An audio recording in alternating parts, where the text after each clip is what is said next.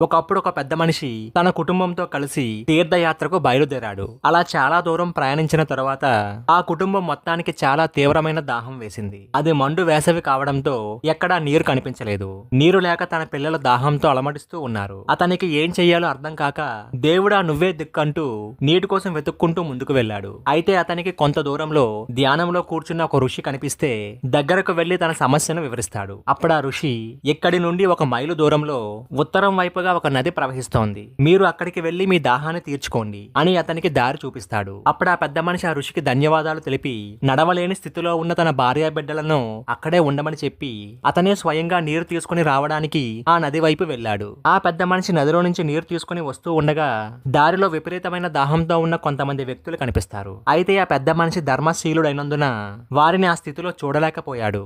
దాహంతో ఉన్నవారందరికీ తన దగ్గర ఉన్న నీరు ఇచ్చి వారి దాహాన్ని తీర్చాడు. తిరిగి తను మరలా నది వైపు వెళ్లి తన కుటుంబం కోసం నీరు తీసుకుని వస్తూ ఉండగా మార్గం మధ్యలో నీటి కోసం ఉక్కిరిబిక్కిరి అవుతున్న మరికొంతమంది వ్యక్తులు కనిపిస్తారు. మరొకసారి ఆ పెద్ద మనిషి తన దగ్గర ఉన్న నీటిని మొత్తాన్ని వారికి ఇచ్చేసి తిరిగి మరలా అతను నదికి వెళ్లి మూడవసారి నీరు తీసుకుని కుటుంబాన్ని చేరే సమయానికి తన కుటుంబ సభ్యులందరూ తీవ్రమైన దాహార్తికి గురై అపస్మారక స్థితిలో నేలపైన పడిపోయి ఉంటారు. వారి ముఖాలపైన నీళ్లు చల్లి మేల్కొల్పడానికి చాలా ప్రయత్నించాడు. కానీ ఎటువంటి ప్రయోజనమూ లేకపోయింది. ఇక చేసేది లేక ఆ వ్యక్తి తీవ్రంగా ఏడుస్తూ ఆ ఋషి వద్దకు పరిగెత్తుకుని వెళ్ళాడు. ఆ ఋషి పాదాలపైన పడి దుఃఖిస్తూ, ఓ మహర్షి, మీరే చెప్పండి, నా కుటుంబం ఈ స్థితిలో ఉండడానికి నేను ఏ పాపం చేశాను? ఆపదలో ఉన్న వారికి సహాయం చేసి ధర్మబద్ధమైన పనే చేశాను. దయచేసి నా కుటుంబానికి సహాయం చేయండి స్వామి అని వేడుకుంటాడు. అది విన్న ఆ ఋషి, ఓ సజ్జనుడా, నువ్వు నదిలో నుంచి నీళ్లు తీసుకుని వస్తూ దాహంతో ఉన్న బాటసారుల కోసం నీ నీటి పాత్రను ఖాళీ చేసుకున్నావు. దానివల్ల నువ్వు ఏ ప్రయోజనాన్ని పొందావో చెప్పు